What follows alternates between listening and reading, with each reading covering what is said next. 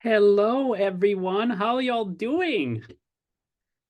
Super good. I'm really excited to be here. It's looking forward to a new year of everything in New Year Bible Study Live. Yeah, That's, same. Really excited. that's cool. I was like, Peter, I think you said while we were at conference, yeah, and Bible Study Life is next week. I'm like, oh my, everything really? Yeah, it snuck up on us a little bit, didn't it?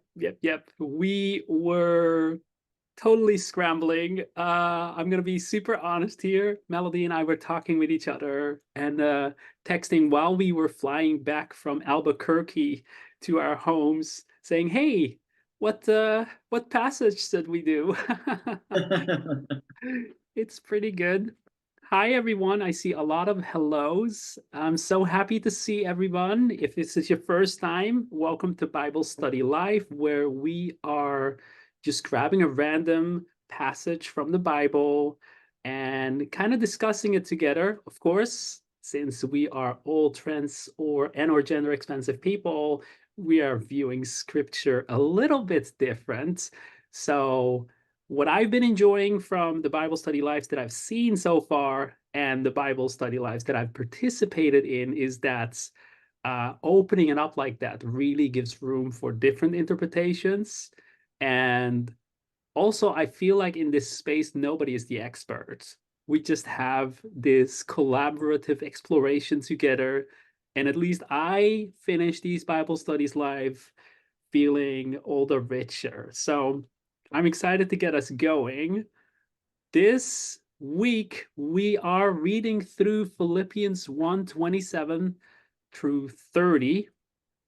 And oh, before I forget, if this is also your first time at Bible Study Live, this is a live Bible study. So if you have anything to say, just dump it in the chats. One of us will have a look at it and we will try to answer the questions. Again, we're not experts, we're just doing this together.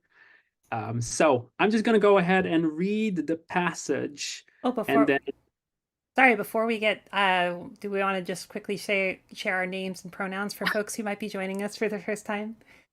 that is a good idea. Do you want to start, I Melody? can start. Hello, everyone. My name is Micah Melody. You can call me Micah or Melody or Micah Melody. My pronouns are she, her, hers, and I am the director of community engagement here at EMC.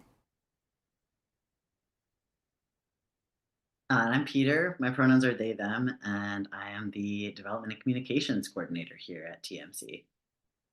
And we love you for that.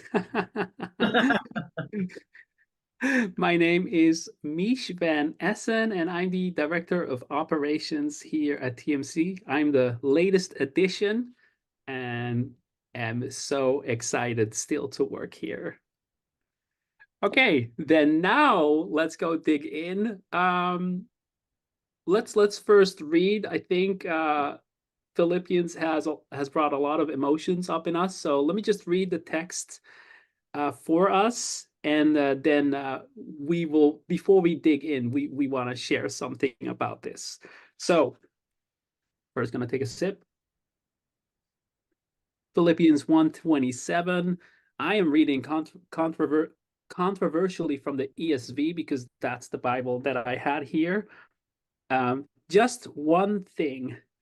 As citizens of heaven, live your life worthy of the gospel of Christ. Then, whether I come and see you or am absent, I will hear about you that you are standing firm in one spirit, in one accord, contending together for the faith of the gospel, not being frightened in any way by your opponents. This is a sign of destruction for them, but of your salvation. And this is from God, for it has been granted to you on Christ's behalf not only to believe in him, but also to suffer for him, since you are engaged in the same struggle that you saw I had, and now hear that I have. Ooh, um, we had a small little conversation before we got started, and this used to be one of my favorite passages. I think this chapter is one of the greatest hits in the Bible. But uh, Peter and Melody, are you? What were you thinking when you read this for the first time in a while again? I mean, I have to say I had a really negative reaction to I was telling you both, I read through the entire chapter just to give some context when I was just preparing for this today. And yeah, there are several parts of this chapter, and then including these verses that we're going to be focusing on, that really kind of triggered some uncomfortable things in me, some memories of how some of these ideas and some of this theology has been used in my experience in certain church contexts to harm people, um, and to, suppress sort of differences.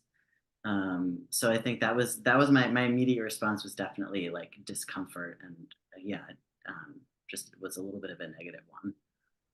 Yes. Yeah, same here.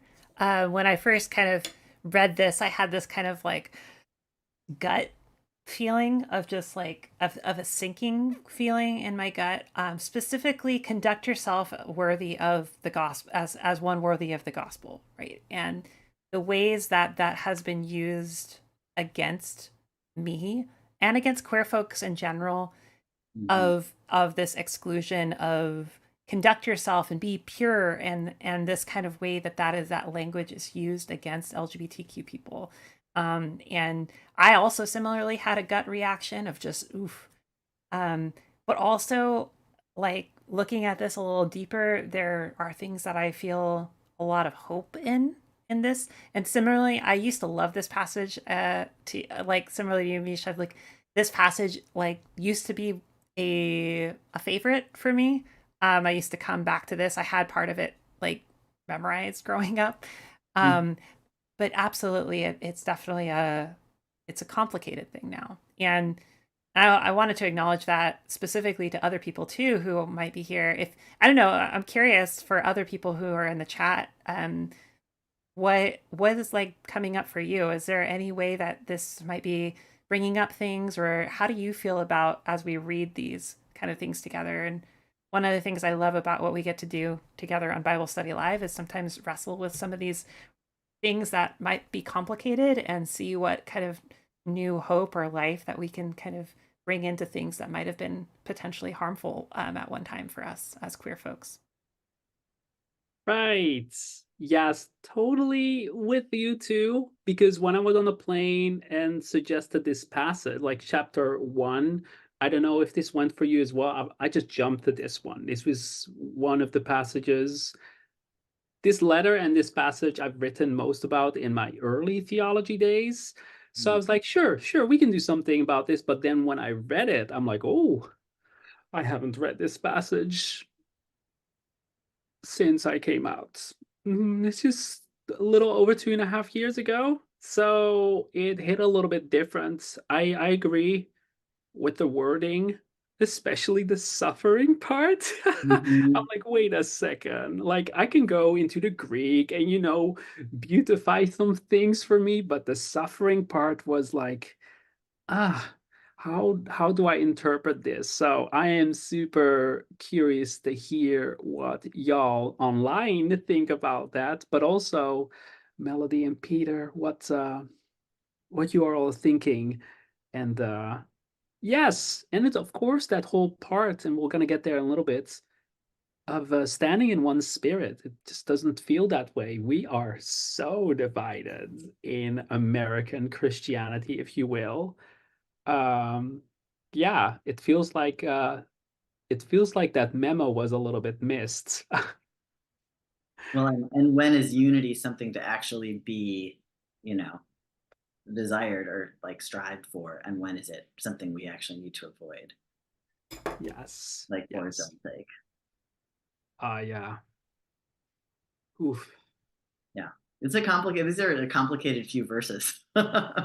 Absolutely, absolutely. I see in the chats, uh, some folks already.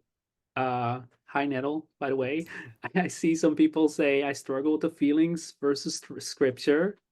Mhm. With you there. I'm not a fan of Paul in general, but I have to like deal with it every now and then. And then um somebody else says I love 29.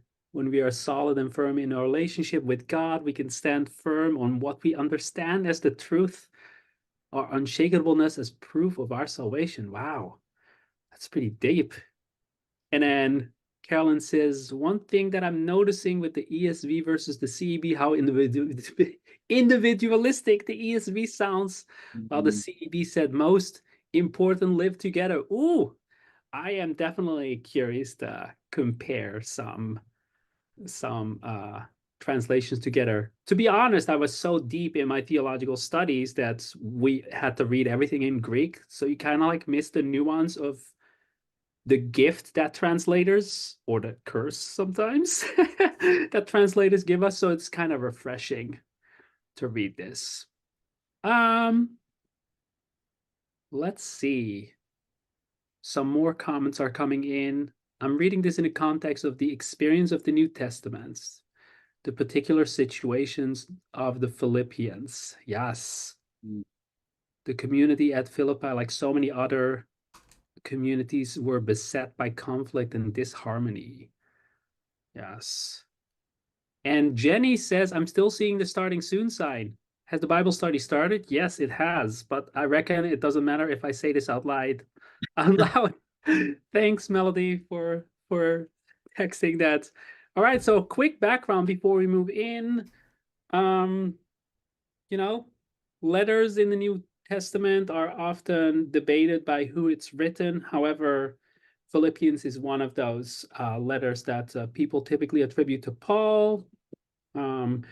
There's 3 locations that scholars think where Paul could have been, because Paul has been in prison 3 times. However, Paul is mentioning his imminent death.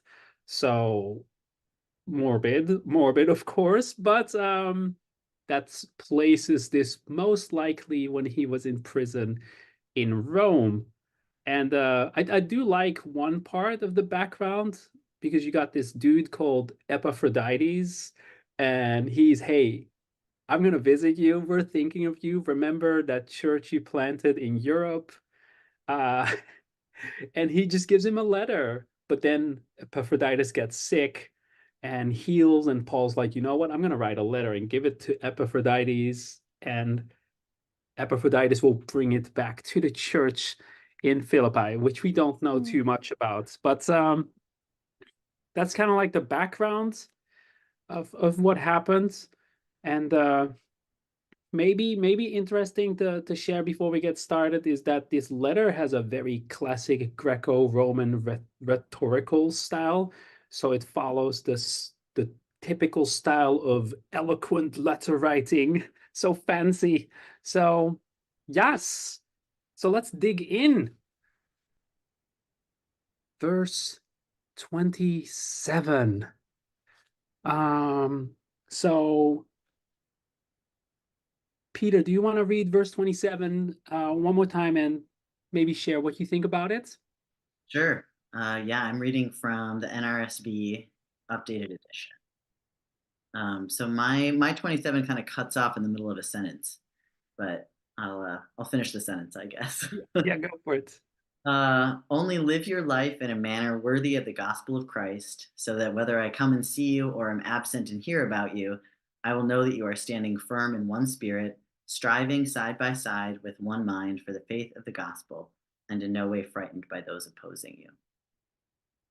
One thing I actually noticed when you read it in your translation, Miche, was one translation difference is I think yours said contending, where mine said striving side by side.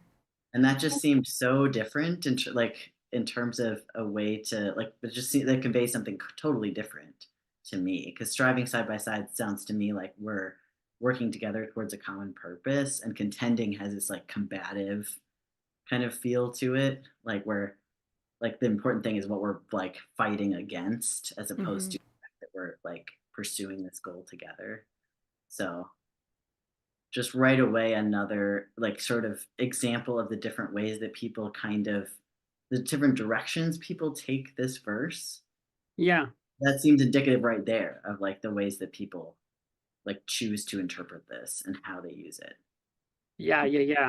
I mean, ESV has a lot of problems. Like, for example, ESV translates uh, words like servants when it's uh, when it's about a woman. They translate the same word deacon as servant, diakonos as servant. But when it's a man, they all of a sudden translate it as it's a deacon. So yeah, it's problematic. It's I Yeah. see Carolyn says the CEB says struggle together. Um, Mm. I'm actually reading from the NLT because it captures something that's really interesting. I think you'll appreciate this. Miche. It says, above all, you must live as citizens of heaven, oh, conducting that's yourself in a manner worthy of the good news about Christ. When regarding kind of that striving, this says fighting together for the faith. So like that's even more aggressive. So that, you know, it's really interesting that the there's all over these like shifts in kind of the choices that people are translators are using. Hmm. yeah. That's interesting, though. Yeah, Sunat Leo, the word that's they're used is definitely competitive in Yeah, nature. like almost Mm. athletic competition. Yeah, exactly. Exactly. Yeah. It's like, what does that mean? Like life is a game and we gotta compete in it, but cooperatively, like a cooperative board games, y'all. Yeah. It reminds me of the sort of like I have finished the race thing, like Yes, the exactly. It's kind of pushing very it's yourself. Yeah, it's very much in that same sort of feel. Paul loves the kind of athletic metaphor. And so Yeah. Sunat Leo is I strive together or I compete together. It's like this kind of pushing forward. Um, and it's really interesting how the nuances get taken and moved in that way. So if you think about it, it could be like, you know, a team sport, or a so that's kind of how I like to think of that, or a marathon where you're, or like a what's it called, why am I blanking on Relay race. a relay, thank you, a Yeah. relay race. I saw your face. I'm like, you're trying to say relay race. I got you. Thank you. I see a couple more things in the chat. Anti-Levin said, Paul said we fight not against flesh and blood. This may be in reference to understanding the adversary as principalities. Yes, Mm. like using that language of fight there. Hmm. um and then Velvet Video, love that name, by the way. Same. Fight for seems more collaborative. I like, Mm. yeah. Um, and then I see Lizzie is I don't see, it says the NRSV. I think it got cut off there, Lizzie. There it is. Oh no, there it's not. Yeah. But while we're kind of like thinking about that, I'd love to just, one thing that I'm really curious about is the first part. Um, Kind of the live your life in a manner worthy of the gospel of Christ, which I think was the thing that really brought up that tension in me initially. I'm curious what you all think of that.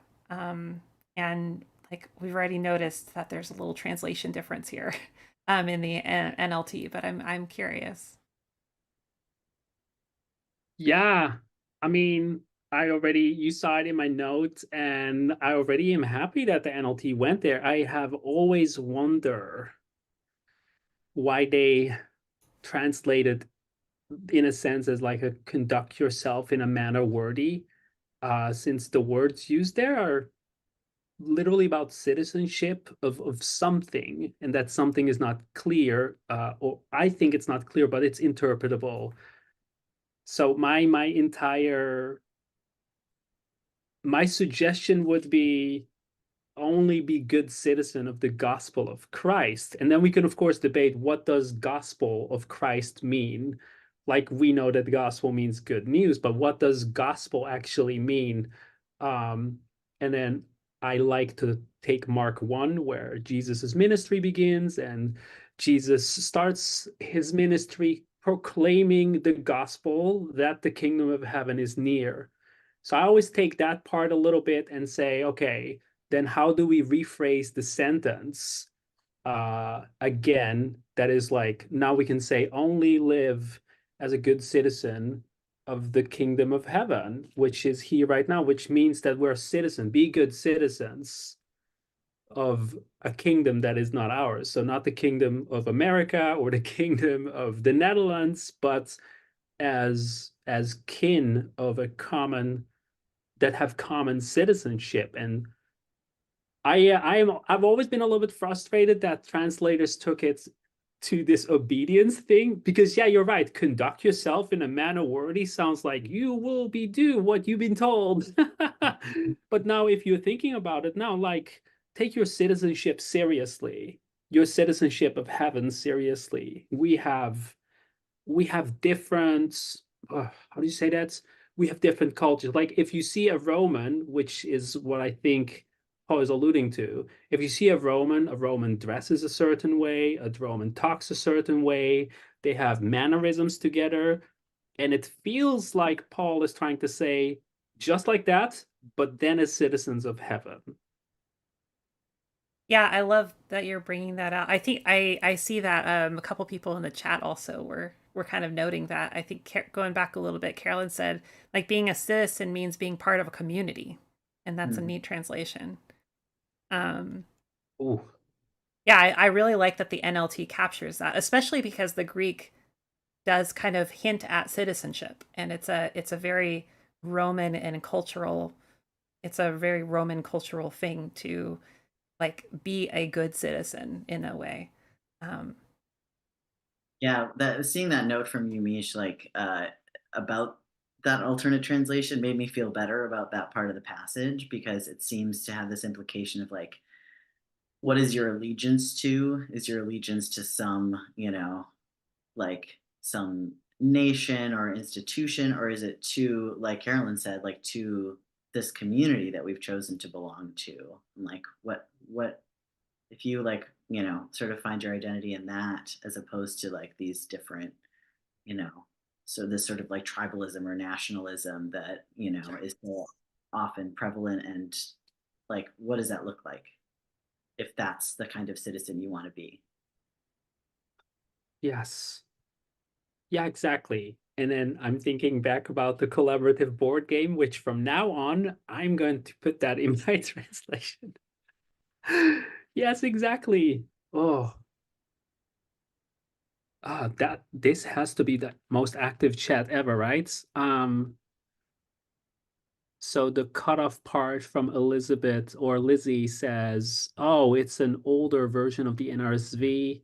He was indeed so ill that he nearly died, but God had mercy on him, not only on him." Oh, I think Lizzie a little bit later said that it was from chapter 2 actually. oh, I So see. Got it. Got it. Got it. Lizzie, Yeah. if you have the version from chapter 1, that verse from chapter 1, feel free to put it in the chat. I am curious. Yes. Yes. Yes. And Um, I noticed that one thing a little bit later too, as we're catching up on the chat. Carolyn says, one of my favorite ways about thinking about God's kingdom and being a citizen of heaven is thinking about participating in God's economy where everyone is taken care of. And I Mm, love that. Thinking oh, about that. It reminds me of the kingdom of heaven as, or like the idea of when in Luke, we were just talking about, I think it's Luke 4, the Spirit of the Lord is upon me, for he has anointed me to proclaim good news to the oppressed, and to like declare the year of the Lord's favor, abbreviating that. Like there is an economic kind of component of it. There is a liberatory component of that. And so if that's part of what the gospel is, that's really beautiful. And I see Nettle also noted heaven culture, which mm. I think is really beautiful. Heaven culture. It's such a beautiful, beautiful phrase. Yeah, I like that. yes. Yeah, Yeah, which kind of how did that remind change me the way we live if we think about that as the sort of like foundational culture to which we belong? ooh, That's really powerful. absolutely. When I just met Jesus, like 11 years ago, I found Jesus culture for the first time, which Hmm. essentially Hmm. is Bethel. Yeah. And so a lot of feelings about that right now. Yes. But that was the whole thing that attracted me to it in the first place. Jesus culture, like a Jesus culture, not a America culture. Not to say that we should like rebel or so, but yes, we have our own culture, a culture of like what Emery says. There's no way around it. Live together. Life together requires our best attempts to act in love towards one another, and it can be challenging, of course. But yeah, I think that kind of sums it up. I love it. Heaven culture. I think I need another tattoo. Heaven culture, yeah. And I'm noticing that Jeannie also put in there the First Nations translation, struggling together to hold true to the good story. Mm. It's another wonderful way to think about it. The good story. What is good in this story? Hmm. What? That is such a cool translation. The good story is such a, yeah, as a translation for gospel, I love that. Ah, I want to read. I want to reread some New Testament stuff with that translation. That's the First Nations translation. Oh yeah, the First Nations translation, if people have never read it, it's fantastic. And the way it like uses language, I think it opens up it like it's so creative in its like poetic nature, and it opens up new possibilities for language, and it's really beautiful. Such a beautiful thing. And I see also Lizzie is posting the translation there, from the NRS, I think that's NRSV, the older version. Um, Live your life in a manner worthy of the gospel of Christ, so that whether I come and see you or am absent and hear about you, I will know that you are standing firm in one spirit, striving side by side with one mind for the faith of the gospel, and are in no way intimidated by your opponents. Yeah, that's very similar to What? kind of what we were talking about earlier, the live your life in a manner worthy of the gospel. So interestingly, it kind of hides that kind of nature of citizenship there too. I do like that part. I mean, it's verse 28 for me. Not being intimidated or not being frightened in any way by your opponents. And I was wondering what y'all thought about the whole part that comes after it. This is a sign of destruction for him, but of your salvation. And this is from God. Like, is that some sort of a sideline? It's from God. It's not from me. This is from God, y'all. Yeah, I would love to read 28 from the NLT. Don't be intimidated in any way by your enemies. This will be a sign to them that they are going to be destroyed, but that you are going to be saved even by God himself. It's such a aggressive language. And I was another thing that was kind of triggering for me when I first read it was that language of destruction and salvation.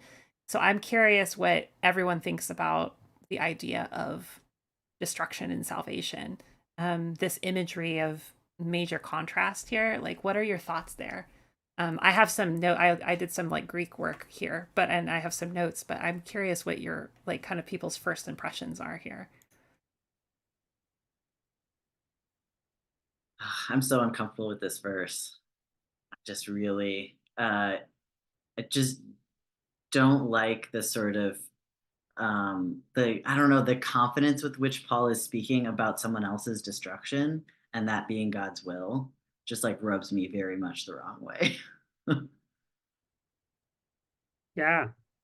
Yeah, same. Because I think yeah, ESV also says destruction. The Greek says destruction. I mean, even eternal ruin can be interpreted there. Um, oh my, everything. I disagree with you here, Paul. However, if I want to give a spin to this,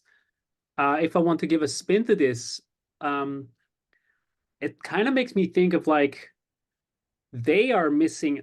I'm gonna give Paul the benefit of the doubt here, right? We could also interpret it like us as the interpretive community. We could interpret it as like, hey, if you're hating on us as trans and gender expansive people, the destruction parts is that you're missing out on the fold of love that we're experiencing over and over and over again.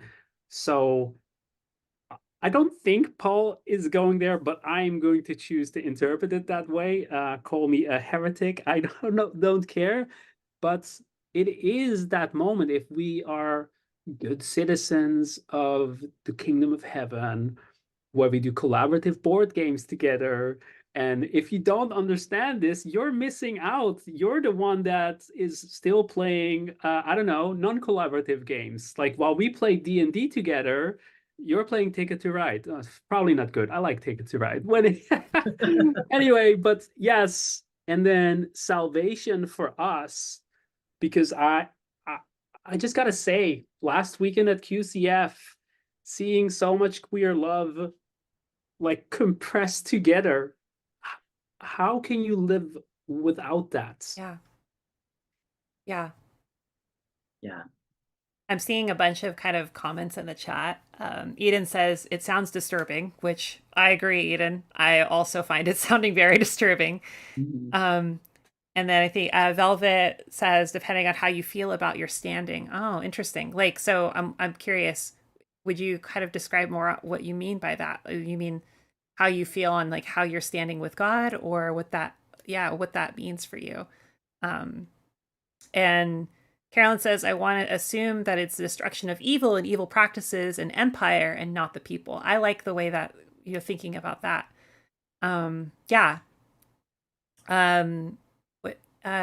Maybe the destruction of harmful ideas coming from, this is from Nettle, more than the people.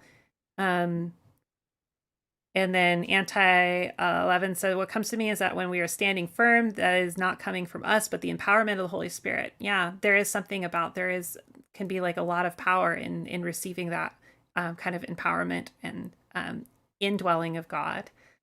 The CEB, coming from Carolyn, CEB says, don't be afraid of anything your enemies do. Ooh, I like that. So maybe it's the actions and not their being. Yeah, that's a really powerful way to think about it. So it's very an active kind of like resisting and not being afraid and not being empowered. And Darcy, again with the First Nations translation, this will be a sign that they are coming to a bad end, but for you, it will be a sign that the Creator is setting you free. Oh, Oh, so beautiful. I love that translation so much. I'm like I keep like welling up every time you read part of like a passage of translation. It's like, oh, I can breathe again. um, um, yeah, I really. oh, Oh sorry, yeah, Peter, go for it. you're still sharing from the chat. I want to hear what folks have to say. Yeah, and then Athena says, evil people often perceive their evil being challenged as their destruction. Oh, yes, that's so Mm-hmm. true. The most terrifying thing to someone trying to sell a lie is people standing up and living lives that show truth. Well Ah, said. that's That excellent. is incredible. And so absolutely true. Like when you think about oppression, one of the most threatening things to people who are in power is people who are living free. Yeah. That's beautiful. Yeah, Um, and people like experiencing their power being taken away or no longer having the power they once had as destruction, whereas in fact maybe that is also a liberation, like an invitation to be part of that liberation. Right, right. Yeah, I see Athena's connecting it to transphobia. See also how terrified transphobes are of trans people being successful and happy, which I think Miche is really connected to what you're talking about the queer joy and love that we experienced at Q this weekend. It's just, how can you experience that and not feel free and not feel liberated and joyful and connected to God? It that in itself is there was so much beauty there. Yes, and that happiness is seen by some as a threat, Hmm. right? As like, oh no, we can't have that in this nation. This is the decay of our nation. That must be terrifying to live like that. I remember. Yeah. Yes. Yeah, I really can you read that part from the First Nations translation again, Micah Melody? How they translate salvation, like what's translated as salvation and the ones we've been reading. Yeah, I think it was from Darcy. Yes, First Nations translation says, this will be the sign that they are coming to a bad end. But for you, it will be a sign that Creator is setting you free. Hmm. Yeah, Which I think is wonderful to think about for trans and gender expansive people. Like we are being set free and experiencing healing, wholeness, and salvation hmm in beautiful ways. that other people are sometimes unable to get behind. And that, yeah, that in itself, that fear of the unknown, the fear of like difference is in itself, that's an like, imagine living in that much fear, right? So Yes.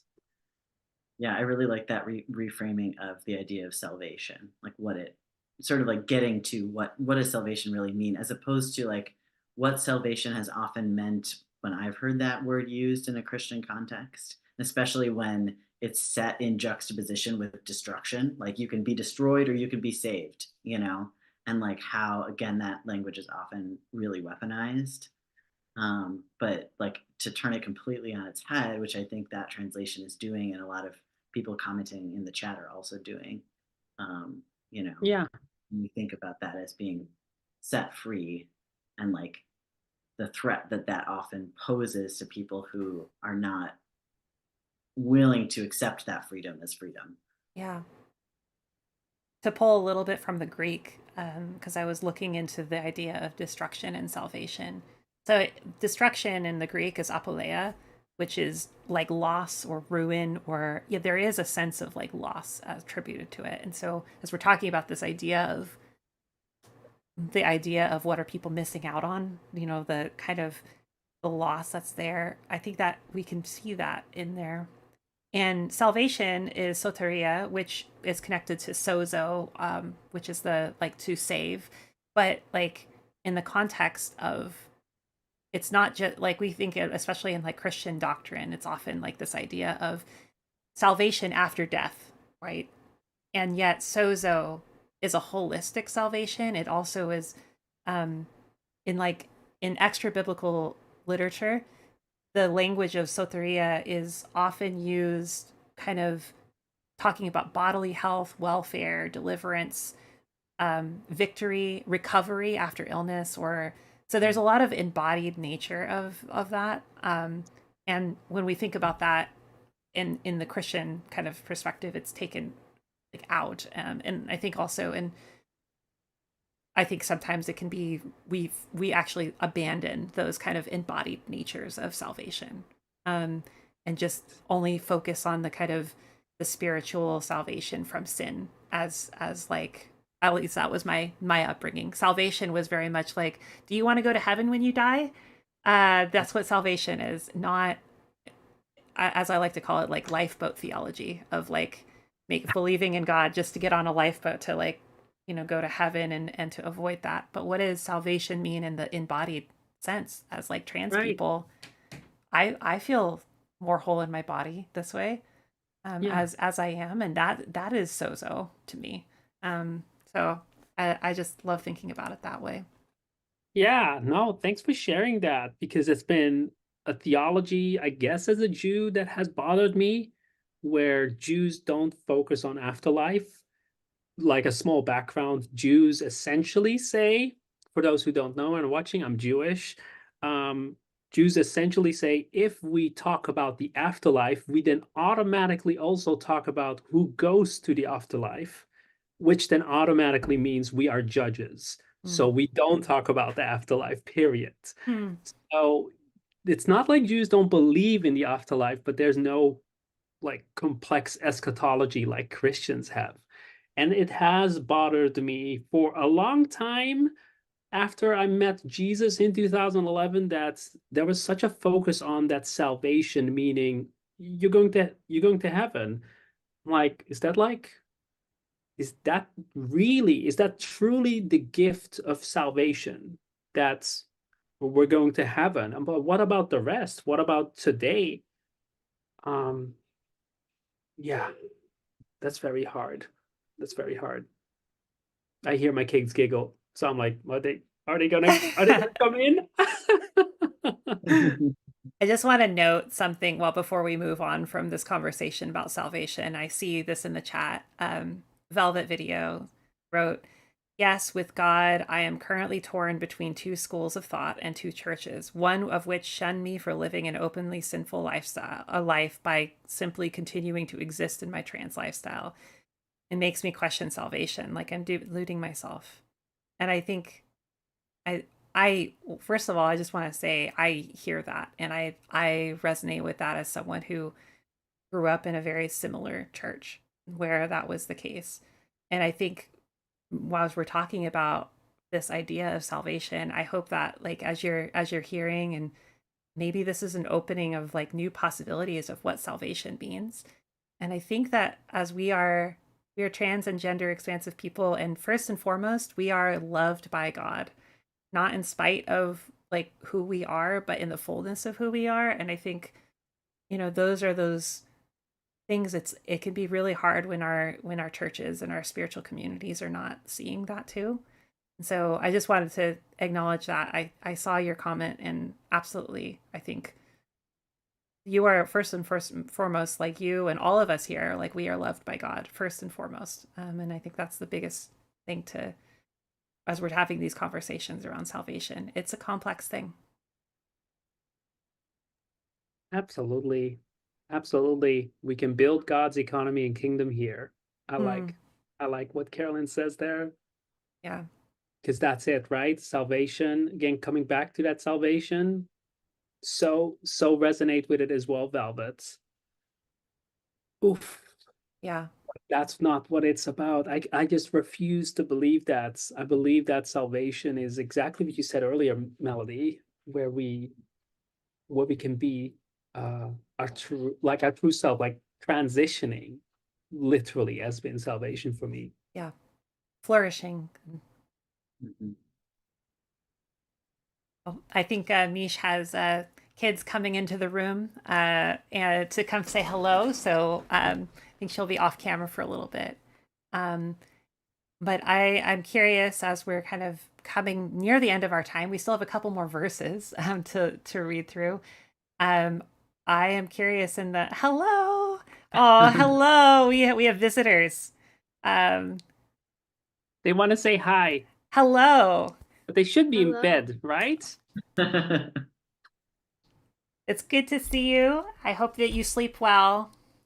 And I am sure everyone currently watching online is also wishing you a good night's sleep. This is really sweet. No. Bye. Aw, we're getting a bunch of people also on the chat saying hello.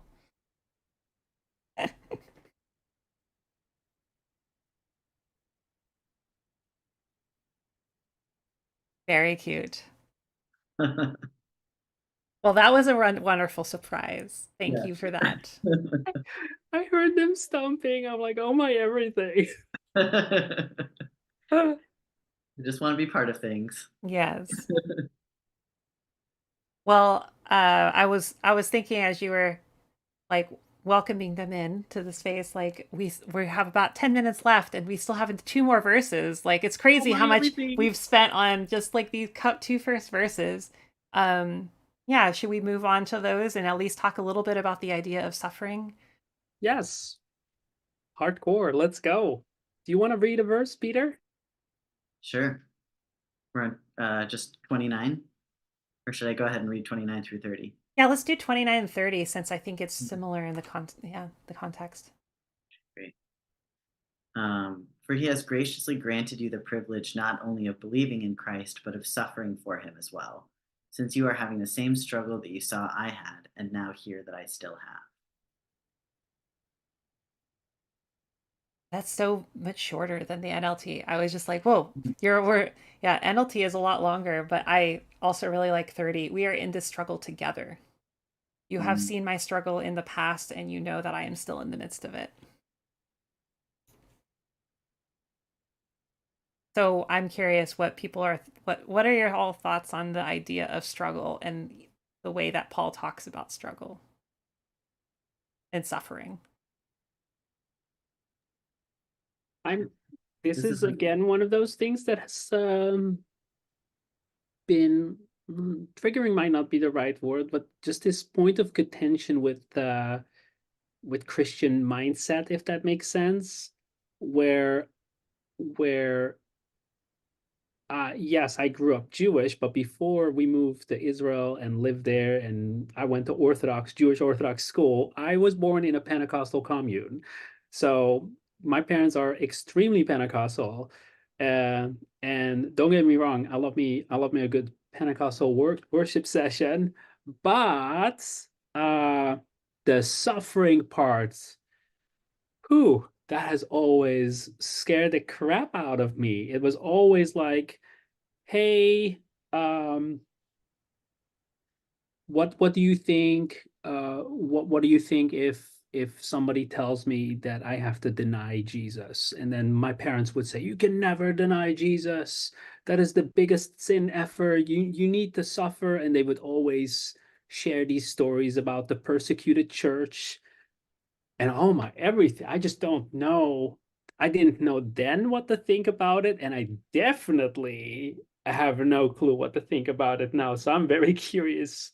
This is just my first initial thoughts about suffering. Of course, I can do again a metaphorical interpretation of it, like we did with verse 28. But I'm curious. I'm curious to hear your thoughts and the people at home their thoughts about how can we interpret suffering for Jesus. Yeah, this was for me too. This was another part of this passage that I had a really kind of gut negative response to. I think the idea of suffering specifically has been used in really harmful ways in my experience, and just sort of this message that the more you're suffering, the holier you get. The closer you are to God, the more you are following in the footsteps of Jesus. Like that's defined by suffering, and that suffering is kind of like holy in itself or salvific in itself. Um, so that immediately sort of like brought up that framework to me. But then, Micah Melody, you had this quote from the Queer Bible Commentary that I think kind of framed it in a different way that was really interesting to me. Yeah. Um, Yeah, this is from Justin Sapiatanis. This quote is not necessarily about this particular passage, but Justin Sapiatanis wrote the commentary for the book of Philippians, and so talks about suffering. Specifically, this is about chapter 3, verses 10 through 11, but I think it's applicable here as well. He writes, we should be careful of the concept of sharing in Christ's suffering that Paul notes here in Philippians chapter 3, verses 10 through 11. This passage has been misused to encourage people to remain with abusive spouses, to justify enforced celibacy for gay people who are allowed in quotes by their churches to be gay but not avowed and practicing homosexuals, and to tell transgender people that they should not transition as opportunities to relate to Christ's suffering. Yet Christ's suffering is not a goal to be mimicked or a condition to be maintained. It is the result of human systems of oppression. The useful part of identifying with Christ's suffering is knowing that when we are faced with hardship, God knows the experience and is present with us in the reality of pain. But that does not mean that it is to be encouraged. And I really like that because I think, and this is why I find, and so many oppressed peoples and peoples who have experienced massive harm and oppression, and so many of the liberation theologies that have emerged out of Black liberation theology that's emerged out of the global South, like those theologies, at a core part is the idea of God standing on the side of the oppressed and this identification with the oppressed and this allyship and also not just allyship, but deep understanding as someone who has suffered, as a God who has suffered. It's encouraging and it gives me hope. And, thinking as trans and gender expansive people, our suffering that we experience, the striving, the struggle for liberation and for freedom, God is in that with us, I think is a really encouraging thing. I'm also seeing a lot of stuff in the chat here. Yeah, This is Miche. Do you want to read some of those from the chat? I see you kind of like looking. I was looking through it. Yeah, definitely. Like Carolyn said, I like struggle better than suffering. As like when I've suffered, there are people we say this is all part of God's plan. Mm-hmm. And will be used for good. And then Song Morning says, I love putting a new framework and even holiness to suffering. Not that it's good in itself, but that we can reframe what we suffer as partaking in Christ's experience. Mm. And then I think of Saint Francis and the stigmata. Ooh. And then sounds like college fraternity initiation. That is very American for the record. I mean, not that hazing does not happen in the Netherlands, but not as much as America. Sheesh. Sometimes it feels like suffering the church gets used to justify preventable suffering and terrible treatment like poverty or abuse, right? Absolutely, yes. And Eden, you're definitely spot on here. Yeah, that's kind of like how I think about it too, Eden. I think that suffering is something we're going to experience. And so I guess it's helpful to think about having a community that's also struggling and understands, like being part of a trans community, but we don't need to add suffering like it's true in many evangelical spaces. Absolutely. I mean, the last 2.5 years transitioning and the parts that come along in my transition journey, yeah, sometimes you can view some parts as suffering. And I'm not talking about trans hate, I'm talking about the euphoric things. Fill in the blanks there yourself. We're live. But that's definitely something that we can connect over. I really like that interpretation.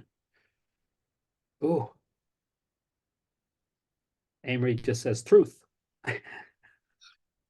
Good stuff.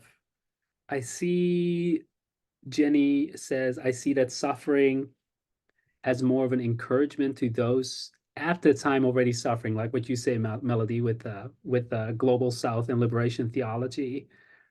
Yeah, what is that whole thing with that? Where did that idea come from of encouraging people to suffer? Like you have to find suffering, like you have to abstain, or even certain sects within ancient traditions that's literally suffered or went on to live in a desert by themselves. That is an interesting. I would like somebody is if somebody is doing that doctoral work, research that. Oof.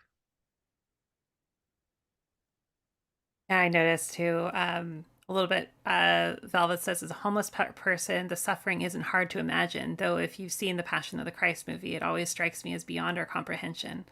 Also, the fate of most apostles and many prophets does scare me. Like, we are never promised we won't go through extremes. Yes. And I think as we're talking about this, the idea of we as we stand together, and I think about this and as a trans and gender expansive context, as we stand and like fight for justice and like for liberation for people, there are going to be hard things because that's the nature of when you push back against a system that is trying to maintain power and control. There is going to be that we're going to get the backlash, we're going to get the violence and the hate and the oppression, and that can be a lot. That can be scary. And also, again, one of the things that there's again and again I noticed in this passage is the idea of togetherness, community. We are striving together, we are struggling together, we are standing together, and I think that is encouraging, that we are not doing this alone. We don't have to face this alone. I think I like the NLT in verse 30, we are in this struggle together, is what how they translate Paul's words there. And I think I find hope in that. Absolutely. Cool. I think this conversation needs to continue. I should know this. Do we have a Discord channel, a BSL Discord channel? We have a Bible study Discord channel. Not specifically for Bible Study Live, but we do have a channel in our Discord for Bible study. We actually used to do our Bible study on Discord in that area before we started back up in Bible Study Live.